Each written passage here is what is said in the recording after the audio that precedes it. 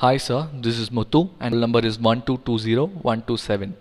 Okay, the topic I've selected for today is the significance of Panama Canal. The Panama Canal, as in it's a 48-mile long strait, an international waterway which connected the Pacific Ocean and the Atlantic Ocean. This strait is a very important and significance to world trade because it connected to the two parts of America, of North America, which you call, because if not, the trade ships had to travel around South America, which would actually take in around 8,000 miles or 12,875 kilometers, which is a big distance, and the economical factor attached to it is tremendous. So in terms of building a canal which connects the Pacific Ocean and the Atlantic Ocean, it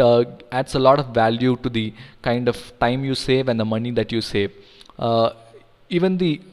conceptualization of such a project was such a big thing, and it took years to come along the actual setting up of the project, because Panama, as in it was a colonial embarkment of the Colombian people, and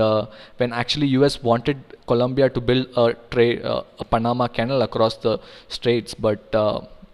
there was a lot of resistance from the then Colombian government. So the US had to fund a revolution against the then rule, and that happened in 1903. When what was the outcome was that the US were able to overthrow the Colombian government, and what happened was a new Panamanian government was set up, and the new Panamanian government had actually given sanctions to the US government to set up a strait to build and have ownership of this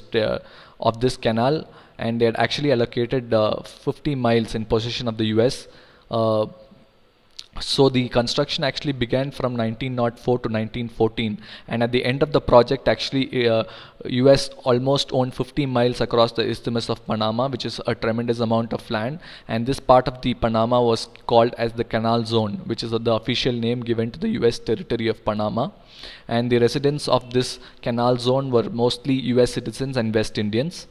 But later on, there seemed to be a lot of anger because it was not contributing much to the Panamanian economy, and Panama Asin was a place which was very much dependent upon the canal in terms of its economy and to get its incomes. So there was a lot of anti-American sentiments and anti-American riots which happened in 1960s, and after a lot amount of talks and discussions in 1977 between the US and Panamanian governments, then President Jimmy Carter signed a treaty with the Panama government, agreeing that they will transfer about 60% of the ownership at the canal zone to the Panama, which was supposed to be a transition in a spaced out manner. It started in 1979, and the complete phase out was to happen in 1999. So at the end of this period, and December 31, 1999, that is, US had given almost 60% of the land ownership towards Panama, and also 90% of the people who were working in the canal were Panamanian people, and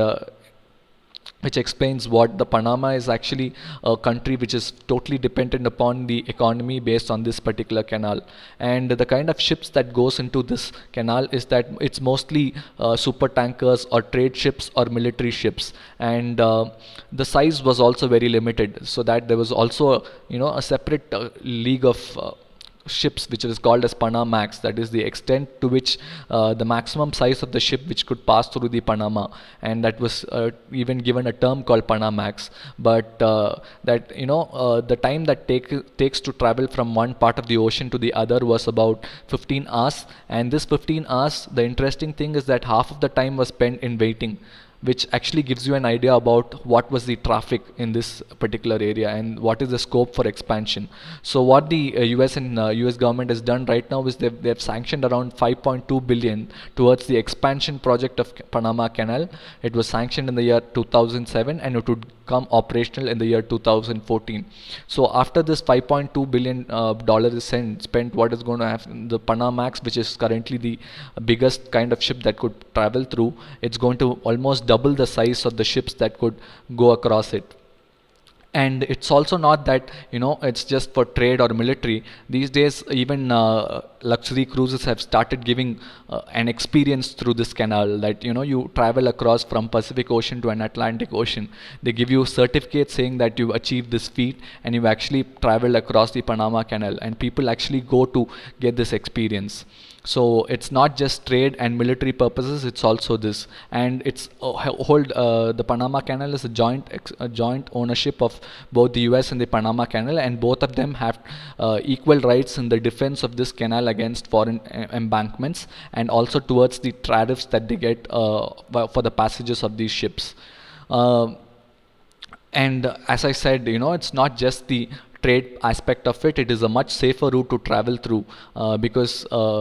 if you the US wanted to travel across, there was a lot of gold reserves which it found on its western coast, and in order to take it to the eastern coast, it is a very risky thing to take it on land, to travel across such a big area. And I think the Panama Canal was the only solution to it, and it gives them a huge amount of access towards their territories which they occupied from Spain, which they had bought from Spain at that point of time, which was Hawaii and other few other states. So this was a total engineering marvel, and till today, it's the kind of economy that it's added to the American economy is tremendous. So that's it about the uh, project. So thank you.